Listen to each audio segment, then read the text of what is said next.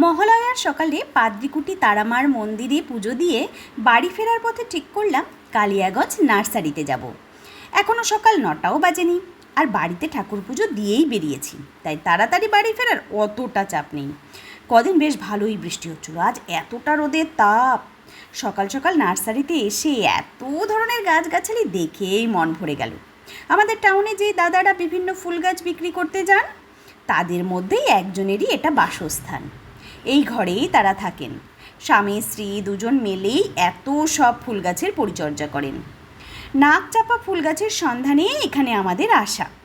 এই জবা এত ভালো লাগলো, কিন্তু গাছটা কিনলাম না। একেতেই আমার ছাদে প্রচুর ফুল গাছ, জবা গাছও আছে, কিন্তু এই ধরনের জবা এখানে ফুটে আছে, যখন আমার বাড়ি নিয়ে যাব আর ফুটবে না। যে কটা বাড়িতে গাছ আছে সেখানে কোনো দিন ফোটে, কোনো দিন ফোটে না। আসলে এদের মতন করে তো যত্ন করতে পারি না। লাল জবা ফুল, হলুদ ফুলে গাছ ভরা দেখে দাদাকে বলে বেশ কিছু ফুল তুলে নিলাম। এই হলুদ ফুলের গাছও আমার বাড়িতে টবে আছে। কতদিন আগে 2-1টা ফুল ফুটেছিল, আর ফোটেই না। টবের মধ্যে বেচারা গাছটা দাঁড়িয়ে আছে। এই যদি এখানে থাকতো, ফুলে ভরে যেত। আর আমাদের রাজুদাকে দেখো, কি সুন্দরভাবে গোবর তুলছে। এনারা বাড়িতে গরু পোষে, আসলে এনাদের তো প্রচুর সার মাটির দরকার।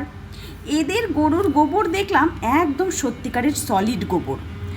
আমাদের ওদিকের গরুগুলো কী যে খাবার খাওয়ায়, গোবরগুলো দেখতে যেন কেমন হয়।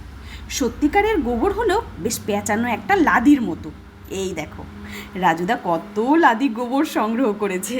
এগুলো দিয়ে সার করে গাছের গোড়ায় দেবে।